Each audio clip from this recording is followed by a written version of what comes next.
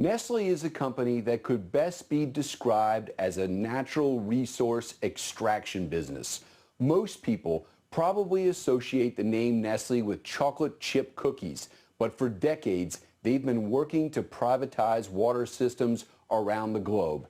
In the state of California, Nestle was granted permits decades ago to extract water from San Bernardino National Forest. But recently, an investigation found that the company's permits not only expired 20 years ago, but that the amount of water they were pumping out of the area was nearly 4 times greater than what their permits allowed them to take. The California State Water Board found that the company was bottling and selling more than 30 million gallons of water a year when their permits only allowed for 8.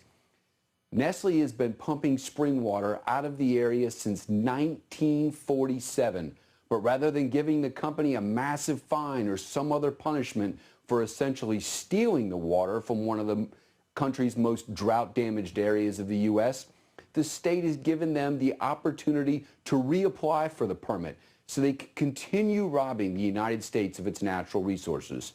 Many years ago, the former president of Nestle was on the record saying that water is not actually a basic human right. So therefore, his company should be able to extract water resources from any area of the world and then sell it back to the locals.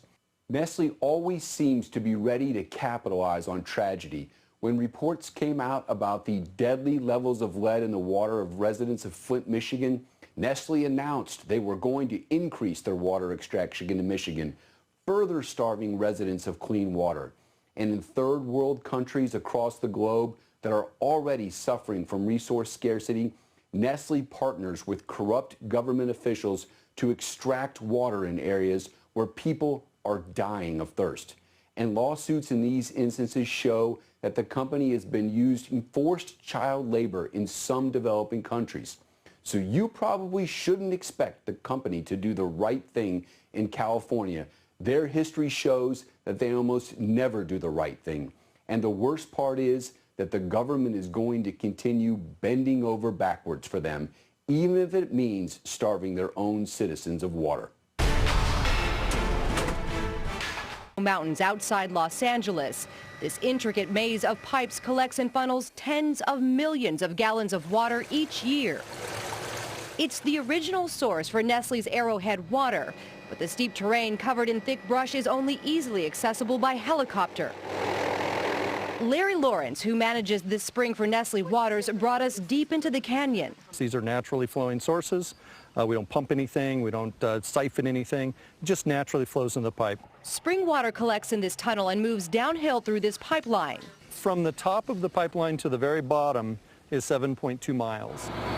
At the bottom, tanker trucks load and transport it to a nearby plant where they bottle the water. The water business is booming. Bottled water sales are up nearly 9% over the last year, which has sent Nestle looking for new sources to meet customer demand. Of their current 40 water sources around the country, 11 are in California, a state dealing with long-term drought concerns. Every gallon of water that is taken out of a natural system for bottled water is a gallon of water that doesn't flow down a stream, that doesn't support a natural ecosystem. Nestle has faced protests over its water collection in California, both because of the drought and the fact that this site is on public land. While the company takes about 30 million gallons each year, they paid just $524 to the U.S. Forest Service for the permit. I think it's fair to say that in this case, our public agencies have dropped the ball. The Forest Service is now reviewing Nestle's permit for the first time in 30 years. They declined our request for an interview.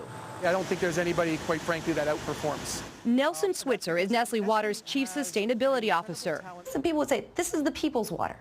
Is it fair that you guys make so much money off of it? Nestle has water rights, of course, in this area. From a legal standpoint, of course it's fair. From a perception standpoint, I understand why people are asking that question. But water belongs to no one. Switzer says Nestle takes its responsibility as a water steward very seriously. The sustainability of the supply is paramount.